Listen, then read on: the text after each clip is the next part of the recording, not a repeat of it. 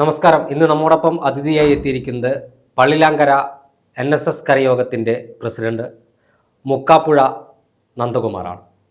സ്വാഗതം. നമസ്തേ. ഈ അടുത്ത ദിവസം NSS ജനറൽ സെക്രട്ടറി നടത്തിയ സർക്കാർ അനുകൂല പരാമർശം ആഗോള അയ്യപ്പ സംഘവുമായി ബന്ധപ്പെട്ട് സുകുമാരൻ നായർ പിണറായി വിജയനെ പാടിപ്പുകഴ്ത്തുന്നത് നമ്മൾ കണ്ടു. 2018 ശബരിമല യുവതീ പ്രവേശന വിധിയുമായി ബന്ധപ്പെട്ട് കേരളത്തിൽ അങ്ങോളം ഇങ്ങോളം അയ്യപ്പ ഭക്തർ രാഷ്ട്രീയം മറന്ന് സമരരംഗത്തിറങ്ങുകയും ആ സമരത്തിനെ പലയിടങ്ങളിലും ക്രൂരമായി തല്ലിച്ചതയ്ക്കുകയും ചെയ്ത ആളാണ് പിണറായി. അതുമാത്രമല്ല, അത് കഴിഞ്ഞ് ഒരു പടി കൂടി കടന്ന് 2 വനിതാ ആക്ടിവിസ്റ്റുകളെ, ബിന്ദു അമ്മിണിയെയും കനകദുർഗയെയും ശബരിമലയുടെ പിന്നാമ്പുറത്തു കൂടി അവരെ സന്നിധാനത്തെത്തിച്ച് കേരളത്തിലെ ഭക്തജനങ്ങളെ വെല്ലുവിളിച്ച മുഖ്യമന്ത്രിയാണ് പിണറായി വിജയൻ. ആ മുഖ്യമന്ത്രി പിണറായി വിജയനെതിരെ അന്ന് നിലപാടെടുത്ത NSS ഇന്ന് നിലപാടിൽ മാറ്റം വരുത്തിയെന്ന് മാത്രമല്ല, പിണറായി വിജയന് താരാട്ട് പാടുന്ന നിലപാടാണ് സുകുമാരൻ നായർ സ്വീകരിക്കുന്നത്. എന്തുകൊണ്ടാണ് ഈ സുകുമാരൻ നായരുടെ ഈ മനംമാറ്റത്തിന് കാരണമായത്?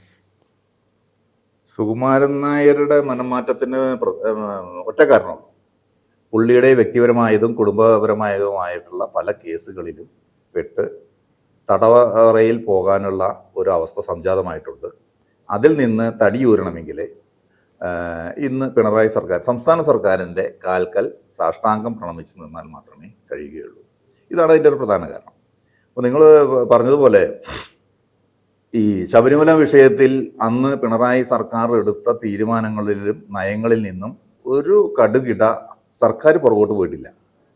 അന്ന് ഈ തല്ലുകൊണ്ട കരയോഗ അംഗങ്ങളും സ്ത്രീകളടക്കമുള്ള കുട്ടികളടക്കമുള്ള ആളുകളെല്ലാം ഇന്നും പോലീസ് സ്റ്റേഷനിൽ അല്ലെങ്കിൽ കോടതി കയറി ഇറങ്ങുന്ന ഒരവസ്ഥയുണ്ട്. അല്ലെങ്കിൽ നിലവിൽ അത് പ്രതികളായി തുടരുന്നൊരവസ്ഥയാണ്. ഒരു കേസിലും ഒരു പിൻവാങ്ങലും നടത്തിയിട്ടില്ല സർക്കാർ. അല്ലെങ്കിൽ അന്ന് നടത്തിയ അത്തരം നീചമായ പ്രവർത്തനത്തിൽ കമ്മ്യൂണിസ്റ്റ് മതമോ കമ്മ്യൂണിസ്റ്റ് മതത്തിൻ്റെ നേതൃത്വത്തിലുള്ള സർക്കാരോ ഒരു മാപ്പപേക്ഷയും പൊതുസമൂഹത്തോട് പറഞ്ഞിട്ടില്ല. ഇങ്ങനെയുള്ള ഇത്തരം കാര്യങ്ങൾ നിലനിൽക്കെ ഹൈന്ദവരോട്, വിശിഷ്യ അയ്യപ്പ ഭക്തരോട് നീചമായി മനുഷ്യത്വരഹിതമായി പെരുമാറിയ ഒരു സർക്കാരും ആ സർക്കാരിൻ്റെ പ്രസ്ഥാനം എന്നുള്ള നിലയ്ക്ക് കമ്മ്യൂണിസ്റ്റ് മതവും അതിന് പോയി സറണ്ടർ ചെയ്യുക, കീഴടങ്ങുക എന്നുള്ളത് NSSന് അനുയോജ്യമായ ഒരു കാര്യമല്ല. ഈ NSSൻ്റെ സ്ഥാപക നേതാവ് മന്നത്ത് ആചാര്യൻ, മന്നത്ത് പത്മനാഭൻ പറഞ്ഞിട്ടുള്ളത്, ഒരു കാരണവശാലും കമ്മ്യൂണിസത്തോട് നമുക്ക് പൊരുത്തപ്പെട്ടു പോകാൻ കഴിയില്ല. അത് വഞ്ചകരുടെ, നിരീശ്വരവാദികളുടെ, മനുഷ്യത്വരഹിതമായ ഒരു സംഘടനയാണ് എന്ന് വളരെ വ്യക്തമായി അദ്ദേഹം പലയിടത്തും പ്രസംഗിച്ചിട്ടുണ്ട്. ആ പ്രസംഗത്തിൻ്റെ ഇത് അദ്ദേഹത്തിൻ്റെമായി ബന്ധപ്പെട്ട ആളുകൾ രചിക്കപ്പെട്ട ഗ്രന്ഥങ്ങളിൽ അത് പറഞ്ഞിട്ടുണ്ട്. ഇപ്പോൾ അതിൻ്റെ ഒരു പേജ് സോഷ്യൽ മീഡിയയിൽ വൈറലാണ്. അദ്ദേഹം പറഞ്ഞ വാചകങ്ങൾ, ആ പ്രസംഗത്തിൻ്റെ കാര്യം. അത് മാത്രം മതിയല്ലോ. പിന്നെ ഇയാൾക്ക് എങ്ങനെയാണ് അവിടെ പോയി സറണ്ടർ ചെയ്യാൻ തോന്നുക? എങ്ങനെ കമ്മ്യൂണിസത്തോട് ഇയാൾക്ക് പൊരുത്തപ്പെട്ടു പോകാൻ കഴിയുക? കമ്മ്യൂണിസത്തിന് വേണ്ടി പിണറായി വിജയനേക്കാൾ വാശിയോടുകൂടി, അല്ലെങ്കിൽ CPM ജനറൽ സെക്രട്ടറി ഗോവിന്ദനേക്കാൾ കൂടുതൽ വാശിയോടുകൂടി ഇപ്പോൾ കമ്മ്യൂണിസത്തിന് വേണ്ടി വാദിക്കുന്ന ആളായി സുകുമാരൻ നായർ അധപ്പതിച്ചിരിക്കുന്നു. ഇത് നായർ സമുദായത്തെ മൊത്തത്തിൽ ഇയാൾ ജനറൽ സെക്രട്ടറി ആയ അന്ന് മുതൽ നായർ സമുദായത്തെ ഇല്ലാതാക്കാനുള്ള ശ്രമമാണ് നടത്തിക്കൊണ്ടിരിക്കുന്നത്. അത് ഇന്നിപ്പോൾ ക്ലൈമാക്സിലെത്തിയിരിക്കുന്നു. ഇത് ഇയാളുടെ പതനമാണ്.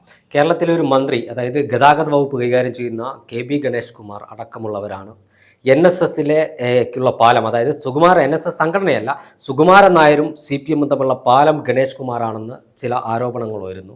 അതുമാത്രമല്ല, ഈ NSSനെ CPMൻ്റെ ആലയിൽ കൊണ്ടുപോയി കെട്ടാനുള്ള ഈ സുകുമാരൻ നായരുടെ ശ്രമത്തെ സമുദായ അംഗങ്ങൾ അല്ലെങ്കിൽ NSSൻ്റെ ഭാരവാഹികൾ, കരയോഗം ഭാരവാഹികൾ ഉൾപ്പെടെയുള്ളവർ ഏത് രൂപത്തിലായിരിക്കും അതിനെ പ്രതിരോധിക്കാൻ പോകുന്നത്?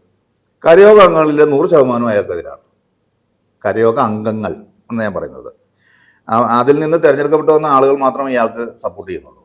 അതായത് പ്രതിനിധി സഭയിലുള്ള അംഗങ്ങൾ മാത്രമാണ് സുകുമാരൻ നായരുടെ എന്താ പറയുക, കാര്യപ്രാപ്തിയായിട്ട് നിൽക്കുന്ന, അല്ലെങ്കിൽ അയാൾക്ക് വേണ്ടി നിൽക്കുന്ന ആളുകളുള്ളൂ, പിണിയ ആളുകളായിട്ട് നിൽക്കുന്നത്. 100% കരയോഗ അംഗങ്ങളും നായർ സമുദായത്തിന്, കരയോഗത്തിലല്ല NSSലല്ലാത്ത നായന്മാരും ഇയാൾക്കെതിരാണ്. ഒരാൾ പോലും ഇയാൾക്ക് സപ്പോർട്ട് പറയില്ല. അങ്ങനെ ആ അവസ്ഥയാണ്. അതിൻ്റെ ഭാഗമാണ് ഇന്നിപ്പോൾ സംസ്ഥാനത്തിൻ്റെ പല ഭാഗങ്ങളിലും കരയോഗ തലത്തിലും യൂണിയൻ തലത്തിലും ഒക്കെ ഉണ്ടാകുന്ന പൊട്ടലും ചീറ്റിലുമൊക്കെ.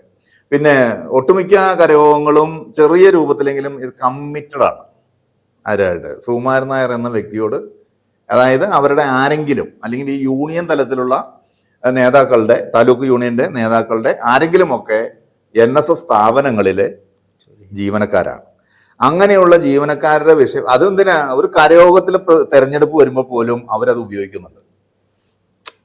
അതായത് ഒരു കരയോഗത്തിലെ തെരഞ്ഞെടുപ്പില് സുകുമാരൻ നായർക്ക് ഇഷ്ടമില്ലാത്ത അല്ലെങ്കിൽ യൂണിയന് ഇഷ്ടമില്ലാത്ത ഒരാള് കരയോഗത്തിൽ ഈ നേതൃത്വത്തിലേക്ക് വരാൻ ശ്രമിച്ചാൽ അയാളെ ഇല്ലാതാക്കുവര്. അത് എങ്ങനെയാണെന്നറിയോ? മത്സരത്തിൽ നിന്ന് അയാളെ പിൻവലിപ്പിക്കും. എങ്ങനെയെന്നാൽ ഈ താലൂക്ക് യൂണിയനുമായി ബന്ധപ്പെട്ട് ഈ കരയോഗ മത്സരിക്കാൻ സാധ്യതയുള്ള അല്ലെങ്കിൽ തയ്യാറായി വന്ന ആളുടെ അത് ഇവർക്ക് യൂണിയനെതിരായിരിക്കാം, യൂണിയന്റെ നിലപാടുകൾക്കെതിരാണ്, സുകുമാരൻ നായരുടെ നിലപാടിനെതിരാണ്. അങ്ങനെയുള്ള ഒരാൾ മത്സരിക്കാൻ വന്നാൽ അയാളുടെ NSSൽ ജോലിയുള്ള ജീവനക്കാരനെ ഉപയോഗിച്ച്, അയാളുടെ ബന്ധുവാണ്, ആ ബന്ധുവിനെ ഉപയോഗിച്ച് ഇയാളെ പിൻവാങ്ങിക്കും.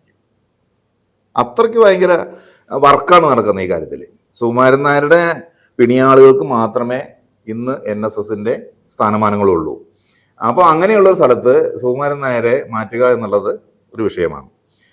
പിന്നെ നിങ്ങൾ നേരത്തെ പറഞ്ഞ ഗണേഷ് തീർച്ചയായിട്ടും ഗണേഷിന് NSSൽ വരാൻ എന്താ കാര്യം? അയാൾ പെന്തക്കോസ്തുകാരനാണ്. ഒരു നായരും മറ്റൊരു സമുദായത്തിൽ പോയി പിന്നെ അവരുടെ കീർത്തനങ്ങൾ പാടി അവരാണ് ശരി എന്ന് പറയുന്ന ഒരു അവസ്ഥ നായന്മാർക്കില്ല. ഒരു നായരും ചെയ്തിട്ടുമില്ല. ഇയാള് പെന്തക്കോസ്തുകാരുടെ സഭയിൽ പോയിട്ട് അവർക്ക് വേണ്ടി യഹോവ പ്രാർത്ഥന നടത്തിയതിന്റെ വീഡിയോ വൈറലല്ലേ? അങ്ങനെയുള്ള ഒരാളെ എങ്ങനെയാണ് NSSന്റെ സ്ഥാനത്ത് വരിക? അപ്പൊ അയാൾ ഇതിനകത്ത് കടന്നു വന്നിട്ട് നായന്മാരെ യഹോവ സാക്ഷികളാക്കാൻ വേണ്ടി വന്നിട്ടുള്ള വിദേശത്തിന്റെ ആളുകളുടെ വിദേശ മതത്തിന്റെ കാശ് വാങ്ങിച്ച് വന്നിട്ടുള്ള ഒരു വക്താവാണ് അയാള്. അയാൾക്ക് ഈ സമുദായം നശിക്കേണ്ടത് ആവശ്യമാണ്.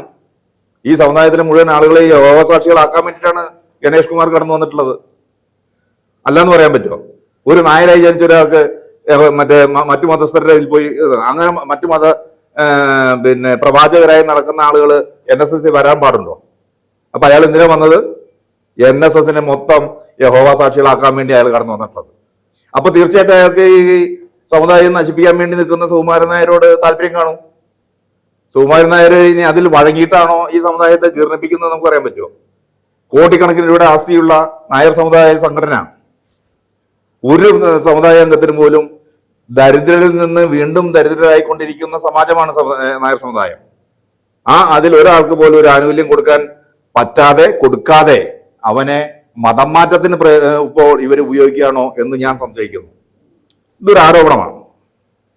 അതോടൊപ്പം തന്നെ NSS എക്കാലത്തും തെരഞ്ഞെടുപ്പുകളിൽ എടുക്കുന്ന ഒരു സമീപനമുണ്ട്, സമദൂര സമീപനം. NSSന്റെ വെള്ളാപ്പള്ളിയെ പോലുള്ള SNDP ജനറൽ സെക്രട്ടറി കൃത്യമായി ഇന്ന മുന്നണിക്കാണ് തങ്ങളുടെ പിന്തുണ എന്ന് പറയുമ്പോൾ, അല്ലെങ്കിൽ മറ്റ് മതനേതാക്കന്മാർ ഇന്ന മുന്നണിക്ക് തങ്ങളുടെ പിന്തുണ എന്ന് പറയുമ്പോൾ NSSന്റെ നിലപാടപ്പോഴും സമദൂര നിലപാട് സ്വീകരിക്കും. ഇരു മുന്നണികളോടും സമദൂരം എന്ന നിലപാടായിരുന്നു NSS സ്വീകരിച്ചു വന്നിരുന്നത്. അത് NSSന് പല രാഷ്ട്രീയ കക്ഷികളുമായി പല കച്ചവടത്തിനും അല്ലെങ്കിൽ NSSന്റെ തലപ്പത്തിരിക്കുന്ന ആളുകൾക്ക് പലപ്പോഴും അത് ഉപകാരപ്രദമായിട്ടുണ്ട് എന്നത് സത്യമാണ്. നിലവിലെ സാഹചര്യത്തിൽ നിയമസഭാ തെരഞ്ഞെടുപ്പ് പടിവാതിക്കൽ എത്തി നിൽക്കുന്നു. ആ നിയമസഭാ തെരഞ്ഞെടുപ്പ് പശ്ചാത്തലത്തിൽ NSSനെ പൂർണ്ണമായും CPMന്റെ ആലയിൽ കൊണ്ടുപോയി കെട്ടി കഴിഞ്ഞു സുകുമാരൻ നായർ എന്ന് കരുതുന്നുണ്ടോ? തീർച്ചയായിട്ടും NSSനെ കെട്ടിയിട്ടില്ല, അയാൾ പോയി കെട്ടി. അയാൾ സ്വയം പോയി കെട്ടി അവിടെ നിൽക്കുന്നുണ്ട്. നമ്മുടെ വീട്ടു പഠിക്കാൻ നിൽക്കുന്ന, കഴുത്തിൽ വെൽറ്റണിഞ്ഞ് ചങ്ങലയോടുകൂടി നിൽക്കുന്ന ഒരു നായയായിട്ട് മാത്രമേ നമുക്കിപ്പോൾ അതിനെ കണക്കാക്കാൻ പറ്റുള്ളൂ. കുറച്ചുകൊണ്ടിരിക്കുകയാണ്. സമുദായത്തിന് വേണ്ടിയിട്ടല്ല, പുള്ളിക്ക് വേണ്ടിയിട്ട്, പുള്ളിക്കും പുള്ളിയുടെ കുടുംബത്തിനും വേണ്ടി മാത്രം അവിടെ പോയി കെട്ടി താഴ്ന്ന് നിൽക്കുകയാണ്. അല്ലാതെ സമുദായത്തിന് വേണ്ടിയിട്ടൊന്നുമല്ല. സമുദായത്തിന്റെ ഒരാൾ പോലും ഇദ്ദേഹം പറയുന്നത് അങ്ങനെയാണെങ്കിൽ സമുദായം ഇയാൾ പറയുന്നത് കേൾക്കുന്നുണ്ടെങ്കിൽ എന്തേ പമ്പയിൽ അയ്യപ്പ സമ്മേളനം വിജയിക്കാതിരുന്നത്? 6000 കരയോഗങ്ങളില്ലേ? 6000 കരയോഗങ്ങളിൽ നിന്ന് ഒരാൾ വിചാരിച്ച പോരായിരുന്നു? ഒരാൾ വീതം ചെല്ലണം എന്ന് പറഞ്ഞാൽ ഇയാളുടെ അണികൾ എന്തേ ചെല്ലാതിരുന്നത്? വിശ്വാസമില്ല.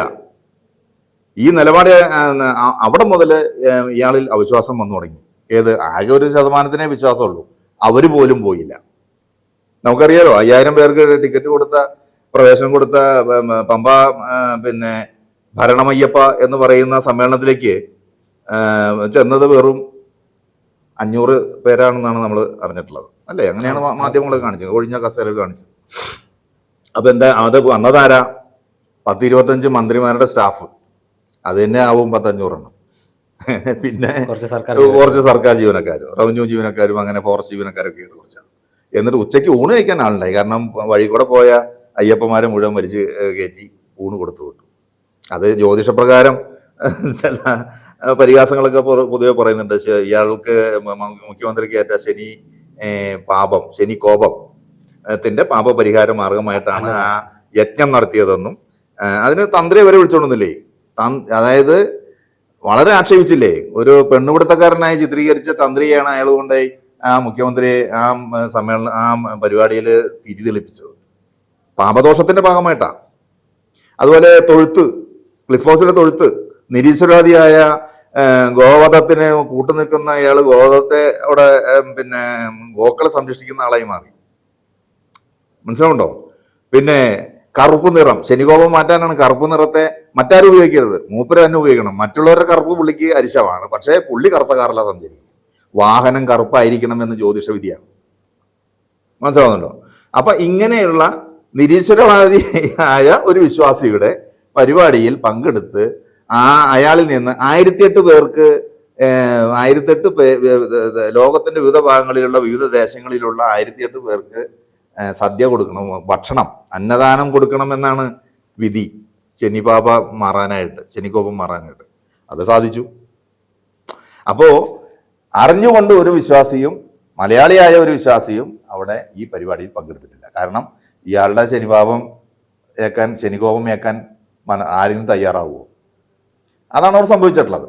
ഒപ്പം അത്തരം ആളെയാണ് ഇവര് SNDPയും NSSും പിന്തുണച്ചത്. അത് രണ്ടും പാളിപ്പോയില്ലേ. ഒരു മനുഷ്യൻ പോലും, ഒരു SNDP വിശ്വാസിയോ ഒരു ശ്രീനാരായണീയനോ ഒരു NSSകാരനോ ആ പരിപാടിയിൽ പങ്കെടുത്തിട്ടില്ല.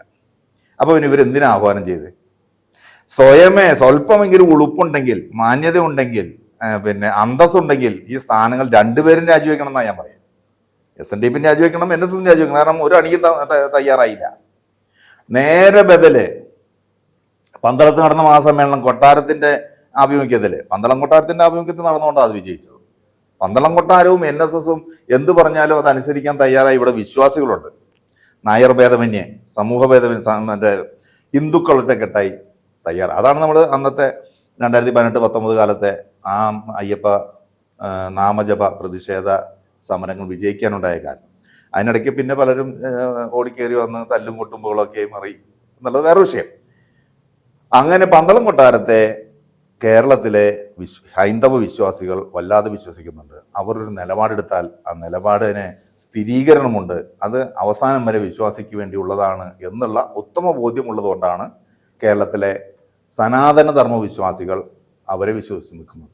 അതുകൊണ്ടാണ് പന്തളത്ത് വിളിച്ചു കൂട്ടിയ ആ ചുരുങ്ങിയ സമയത്തിനുള്ളിൽ വിളിച്ചു കൂട്ടിയ ആ സമ്മേളനം ലക്ഷങ്ങൾ പങ്കെടുക്കാനുള്ള കാരണം ഉണ്ടായത്.